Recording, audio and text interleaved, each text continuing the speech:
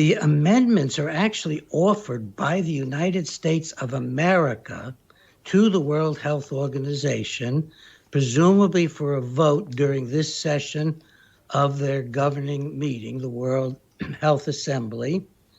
And these are not about treaties at all. They are, and the Senate would not get a say in any of this under any ordinary circumstances.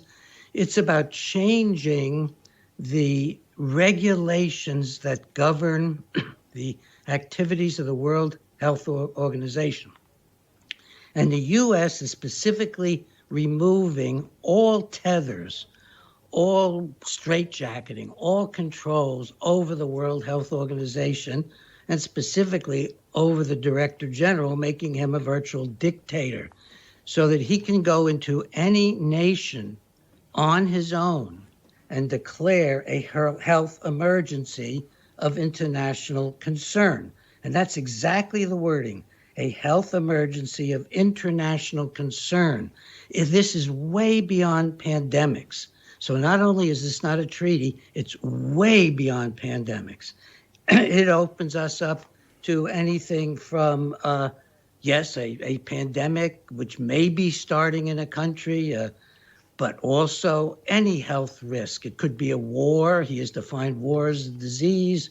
It could be unrest. It could be famine, and it's not unreasonable to say that almost any catastrophe or seeming catastrophe could be a threat to the health.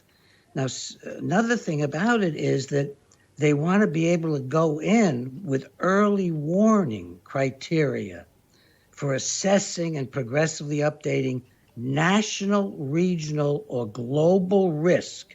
So they want to be able to look against the wishes of the country. 48 hours, the country doesn't agree, they go in, they do everything they can.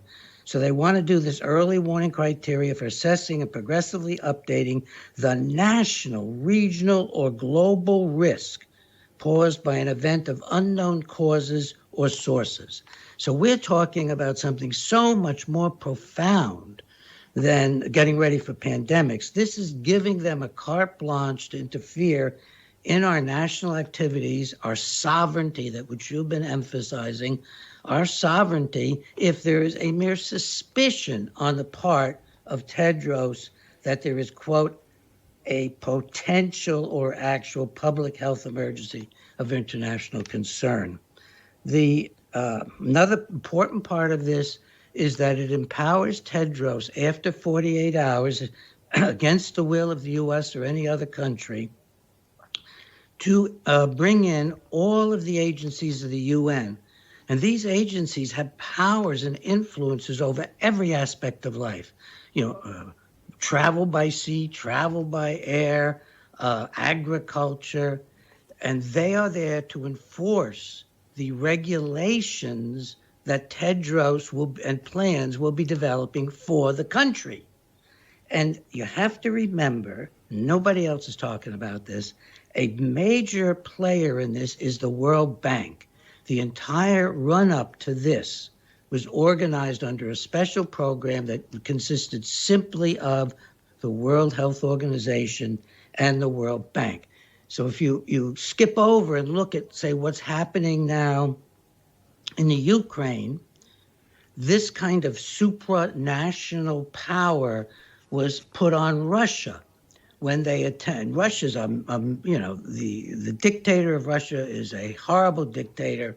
So it's not about that, but it's about the power that the globalists, thought they could exert on Russia with no country sanctioning it, just these global bankers doing all sorts of things to attack the ruble. It may not be working, or it may work, but the point is that's the kind of power they want to bring to bear on countries.